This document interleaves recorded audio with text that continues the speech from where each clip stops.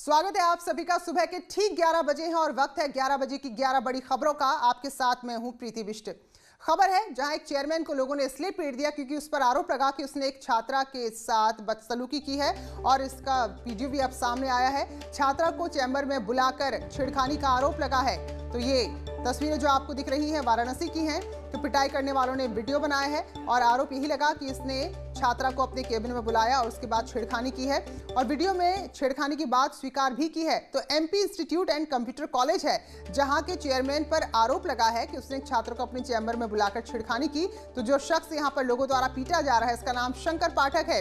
और एक बार फिर से आपको बताएं, MP institute and computer college यही का ये चेयरमैन है, शंकर पाठक नाम है। आरोप बड़ा शर्मनाक है कि एक छात्रा को अपने चैम्बर में बुलाया और फिर उसके साथ छेड़खानी की।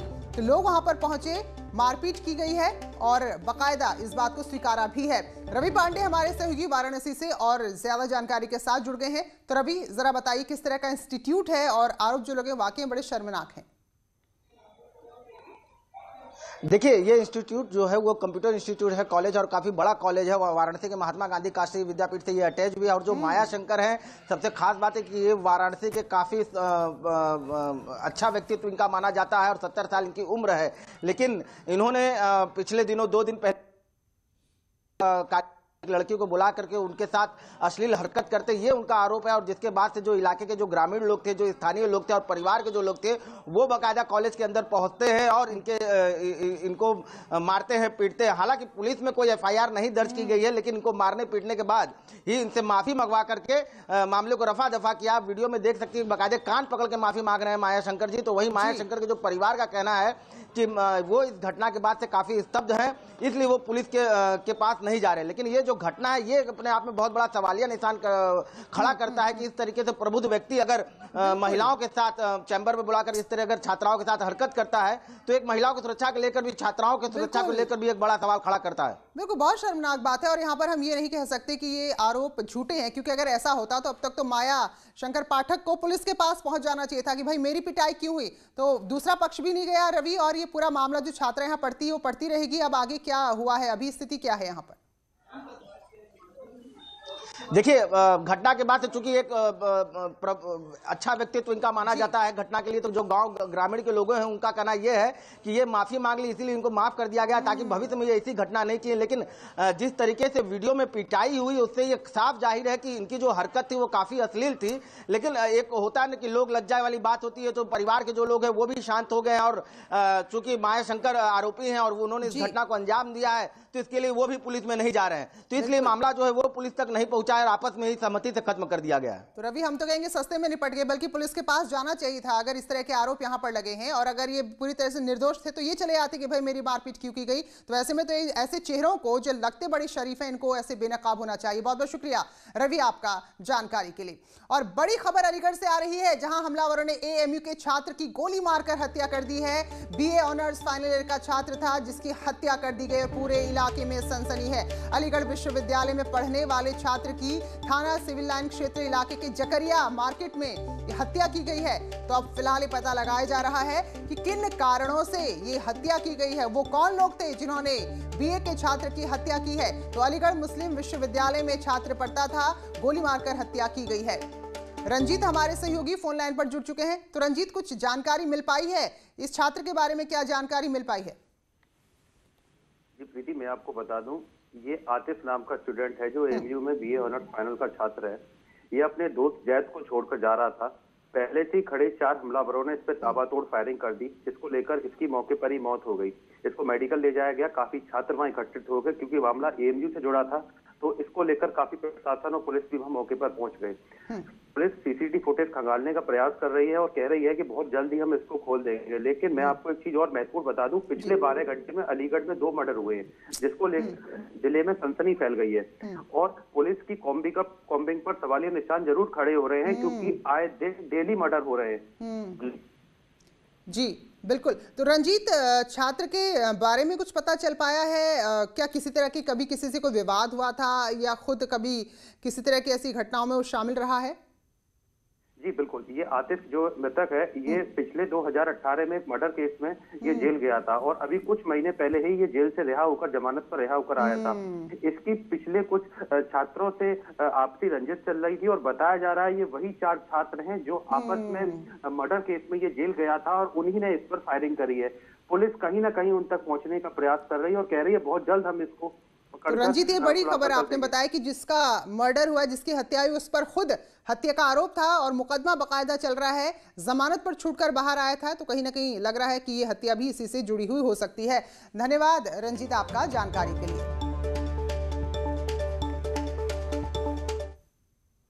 तो उत्तर प्रदेश में लगातार एनकाउंटर हो रहे हैं। राज्य के में एक के बाद एक 5 जिलों में पुलिस ने मुठभेड़ की है और सभी जगह पर बदमाशों को गोली लगी है। तस्वीरें आपके सामने 5 हैं, नोएडा की, मेरठ की, बागपत, प्रतापगढ़ और रायबरेली की, जहां पर पुलिस ने लगातार मुठभेड़ की है। तो नोएडा में बदमाश के पैर में गोली लगी, हालांकि इसका साथी यहां से भाग गया। प्रतापगढ़ की बात करें तो जहां एक ज्वेलर्स को भी मौत के घाट उतारा गया है, तो उससे पहले यहां भी शोएब नाम के बदमाश को पुलिस ने मुठभेड़ के बाद गिरफ्तार किया, क्योंकि लगातार आपराधिक घटनाएं यहां पर बढ़ रही हैं। वहीं बागपत की बात करें तो यहां भी एक बदमाश गिरफ्तार हुआ है और मेरठ में भी पुलिस के साथ एनकाउंटर में टॉप 10 बदमाश है तरुण, जो अब गिरफ्तार हो गया है और इस पर रेप जैसे गंभीर आरोप भी लगे हैं। बाकी तो है ही मुकदमे, रेप का आरोप भी है। वहीं रायबरेली में बदमाश पिंटू सिद्दीकी को पुलिस ने मुठभेड़ के बाद गिरफ्तार किया, हालांकि इसका भी जो साथी था वो अंधेरे का फायदा उठाकर मौके से भाग गया। तो नोएडा एनकाउंटर की खबर आपको बताते हैं। थाना सेक्टर 39 पुलिस ने हाजीपुर अंडरपास के पास मुठभेड़ के बाद एक शातिर बदमाश को गिरफ्तार किया है। एनकाउंटर में उसके पैर में गोली लगी और इस बदमाश के पास से लूटी हुई कार, 2 तमंचे और कारतूस मिले हैं। खास बात यह है कि वारदात को अंजाम देने के महज 48 घंटे के अंदर नोएडा पुलिस ने इस शातिर बदमाश को धर दबोचा और लूटी हुई कार बरामद कर ली है। हालांकि इसके साथियों को भी ढूंढा जा रहा है। नोएडा कमिश्नर की तरफ से कार लुटेरे को गिरफ्तार करने वाली टीम को इनाम देने की घोषणा भी की गई है।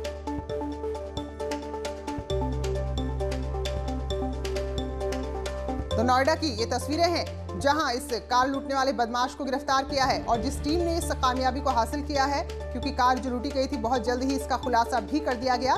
तो नोएडा कमिश्नर की तरफ से, गौतम बुद्ध नगर के कमिश्नर की तरफ से इस टीम को इनाम दिया जाएगा। तो इस बदमाश के पास से लूटी हुई कार मिली है, तमंचे और कारतूस भी बरामद हुए हैं। तो 48 घंटे के अंदर अंदर नोएडा में टीम ने इस कामयाबी को हासिल किया। और बात रायबरेली की करें तो अपराधियों के खिलाफ चलाए जा रहे सर्च अभियान में कल देर रात खीरो पुलिस और एसओजी की टीम की बदमाशों से मुठभेड़ हो गई। हालांकि पुलिस को कोई जानकारी नहीं थी कि कौन बदमाश है, बस वो अलर्ट थी और तलाशी यहां पर गाड़ियों की कर रही थी। इस दौरान बदमाशों ने पुलिस पर फायरिंग कर दी और जवाबी फायरिंग में एक बदमाश जख्मी हुआ। हालांकि इसका साथी मौके से भाग गया। तो जिसे पकड़ा गया है वो शातिर अपराधी है। रायबरेली और आसपास के कई जिलों में इसके खिलाफ मुकदमे दर्ज हैं। इस बदमाश के पास से बाइक मिली है, अवैध असलहे भी बरामद हुए हैं। पूरे जनपद में चेकिंग कराई जा रही थी। उसी दौरान खीरो थाना क्षेत्र में एक मोटरसाइकिल पर सवार 2 लोगों पर को पुलिस ने रोकने की जब कोशिश की तो उन्होंने गाड़ी रोक के और पुलिस पर फायर किया, जिसपे हमारे पुलिस और हमारी एसओजी टीम ने भी जो वहाँ मौजूद थी उसने आत्मरक्षार्थ फायर किया, जिसपे एक बदमाश को पैर में गोली लगी और एक बदमाश भाग गया। बाद में पूछताछ में पता चला कि जो 21 दिसंबर को एक घटना खीरो में हुई थी जिसमें एक व्यापारी को गोली मारी गई थी और उस घटना में ये शामिल है। उधर मेरठ में भी मुठभेड़ हुई है और यहां पुलिस ने एक टॉप 10 बदमाश को गिरफ्तार किया है। तो इस बदमाश का नाम तरुण है। हालांकि इसका साथी मौके से स्कूटी लेकर भाग गया और काफी देर तक पुलिस उसका पीछा करती रही, लेकिन कोई उसके बारे में सुराग नहीं मिला। तो तरुण और उसका एक साथी बदमाश स्कूटी में सवार होकर किसी वारदात को अंजाम देने की फिराक में थे, लेकिन मुठभेड़ हो गई और तरुण गिरफ्तार किया गया।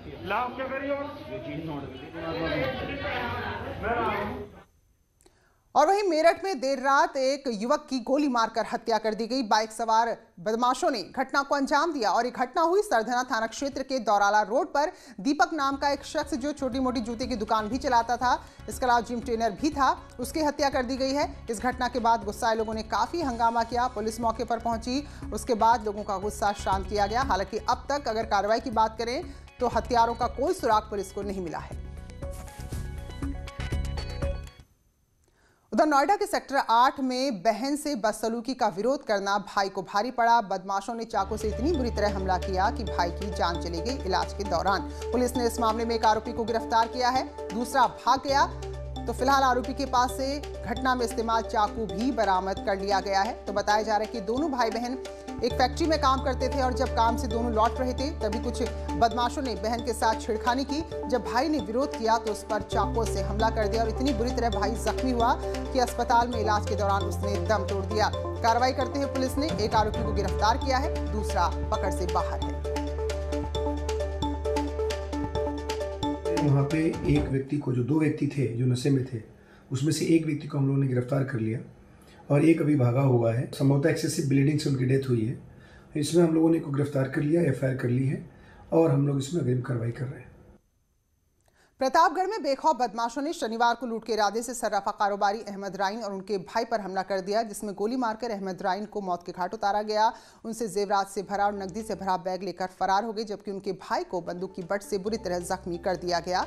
तो ये घटना पट्टी कोतवाली की है। तो दुकान बंद कर दोनों भाई घर लौट रहे थे, लेकिन तभी बदमाशों ने उन पर हमला कर दिया। घायल भाई को तुरंत, जिनका नाम मुस्तकीन है, उनको अस्पताल में भर्ती कराया गया।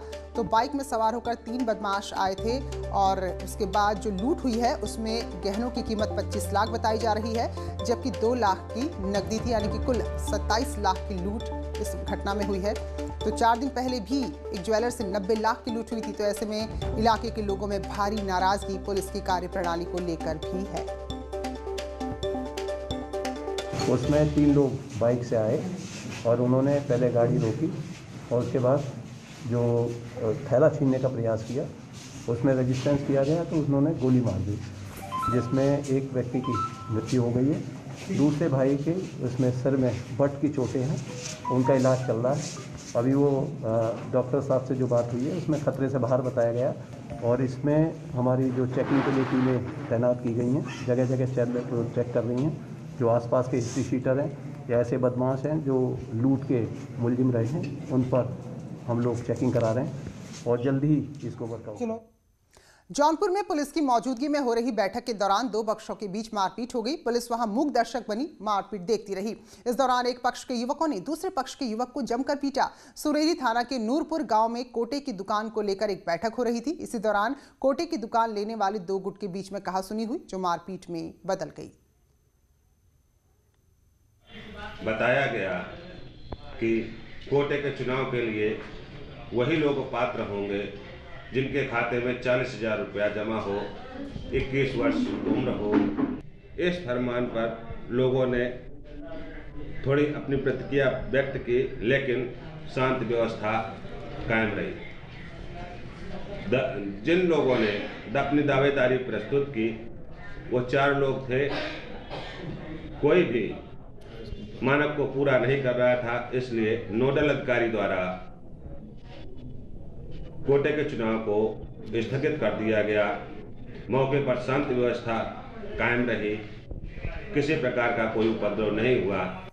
बात मौसम की करेंगे तो दिल्ली एनसीआर में बारिश और के बाद ठंड और गलन बढ़ गई है। उधर जम्मू कश्मीर, हिमाचल प्रदेश और उत्तराखंड के अधिकतर पहाड़ी इलाकों में बर्फबारी का दौर जारी है।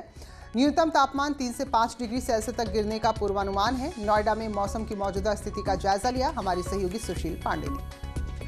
दिल्ली एनसीआर की बात करें तो ठंड से फिलहाल अभी दिल्ली एनसीआर और उत्तर प्रदेश के लोगों को राहत मिलने की उम्मीद नजर नहीं आ रही है। मौसम विभाग के मुताबिक वेस्टर्न डिस्टर्बेंस की वजह से अभी भी कुछ ठंड रहेगी और तापमान शनिवार के बाद से रविवार, सोमवार, मंगलवार और बुधवार और भी गिरेगा। तापमान 4 से 5 डिग्री सेल्सियस और नीचे गिर सकता है। भले ही लोगों को ठंड से राहत मिल गई हो, लेकिन जिस तरह वेस्टर्न डिस्टर्बेंस है उसकी वजह से आने वाले दिनों में शीतलहर चलने की भी उम्मीद मौसम विभाग ने बताई है। हम आपको दिखाएं कि नोएडा की स्थिति फिलहाल की देख सकते हैं कि जो तमाम लोग हैं वो फिलहाल ठंड के बचाव के लिए भी गर्मा गर्म चाय की चुस्कियां भी ले रहे हैं। लेकिन मौसम विभाग के मुताबिक आने वाले कुछ दिन ऐसे ही ठंड जो हवाएं हैं वो चलेंगी।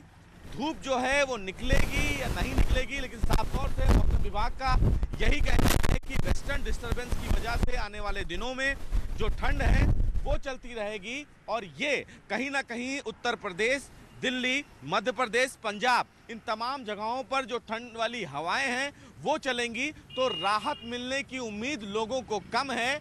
लेकिन चूंकि ठंड है, इस ठंड से बचाव के लिए तमाम लोग तमाम प्रकार के संसाधनों का प्रयोग कर रहे हैं। कोई चाय पी रहा है, टोपी और मफलर, तमाम प्रकार की चीज़ों से अपने आप को बचाने की कोशिश कर रहे हैं। लेकिन मौसम विभाग ने कहा है कि आने वाले कुछ और दिन तक लोगों को राहत मिलने की उम्मीद नहीं है। चाहे वो उत्तर प्रदेश हो, चाहे वो दिल्ली हो, पंजाब हो, मध्य प्रदेश हो, इन तमाम जगहों पर शीतलहर चलने की अनुमान को मौसम विभाग ने कहा है।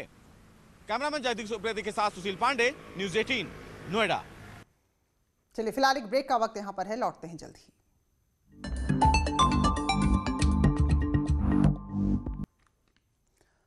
स्वागत है ब्रेक के बाद। भ्रष्टाचार के मामले में राज्य में एक और बड़ी और कड़ी कार्रवाई हुई है।